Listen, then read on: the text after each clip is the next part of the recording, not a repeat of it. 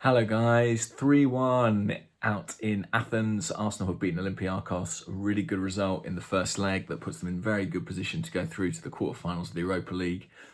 Didn't always look like it was going to be the case. Some nervy moments once they got their equaliser. But a very good result and some fantastic goals tonight. Let's just talk about those first and foremost. Martin Odegaard missed a very presentable opportunity. 2 minutes in, ball was pulled back to him. Similar position to a chance he missed against Aston Villa. This time he put it wide instead of high.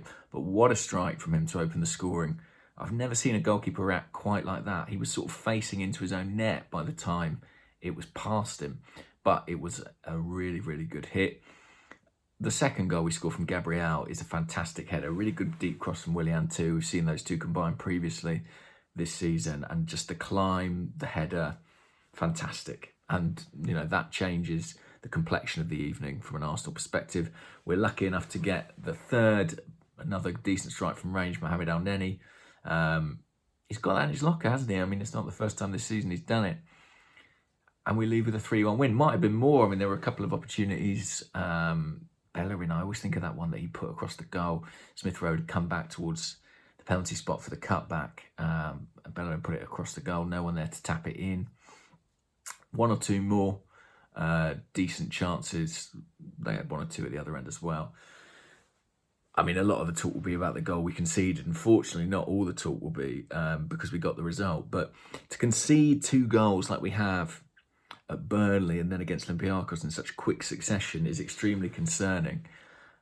I think clearly Olympiacos watched what Burnley did. If you watch it again, when Leno plays the ball in Ceballos, the way they close on him, 3 players at once, they knew what was coming.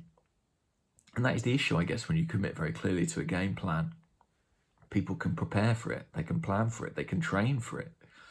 I thought in this instance, more so than at Burnley, I thought there was more blame attributable to Leno. I think the reason I think that is that I don't think there's enough pace on the pass in Ceballos. It gives the Olympiacos players time to close him down. That said, he's not having a good time at this stadium, is he? Dani Ceballos in the last round obviously had a bit of a disaster when we were playing there as a neutral territory. And yeah, not a good night for him to remember. But Arsenal turned it around and credit to them. And I think, funnily enough, I don't think that I agree with all the timing of the substitutions or the way the substitutions happened, the personnel, and when they arrived, but making as many changes as we did before that last 10 minutes did mean we were fresh late on, and it allowed us to dominate the final stages. And like I say, we pushed on, could have scored more. Thomas Partey got a good half hour's rest. I think that's beneficial because we've got another huge game at the weekend. And maybe this result, 3-1 in an away leg, affords Mikel Arteta the opportunity to pick a strong team to play Spurs and think, I might have a bit of leeway to rotate in that second leg.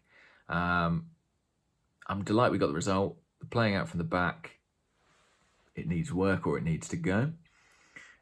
To be honest, what I think about it is that there has to be a balance between instruction and initiative. You know, the manager can tell the players, you've got to play out from the back, but if they think it's not on in the situation they're in, they need to be able to take that initiative and make their own decisions.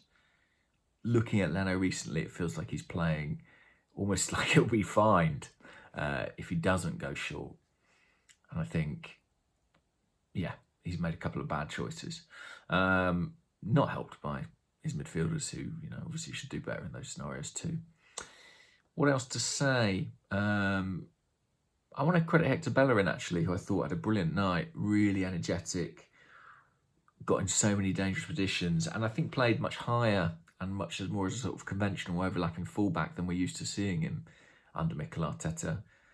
I think you saw it suit him. Whether or not he'll be allowed to do that regularly, I don't know. But tonight it worked for him. I mentioned him because he's had a lot of criticism recently, and I thought this was a much better night from him. Just trying to think, I thought Willian actually had one of his better games. I was disappointed to see him start. I thought Pepe would start this game, but there were things Willian did that I thought were okay. which is better than he was for most of the season. I was trying to think if there's anything else that stands out. Gabriel had a good night at the back, but I think Pablo Mari might play at the weekend. Very close between those two for me. Very, very close indeed. I'll leave it there for now. Enjoy the win, guys. Enjoy the goals. Try and forget about theirs. Speak to you soon. Bye-bye.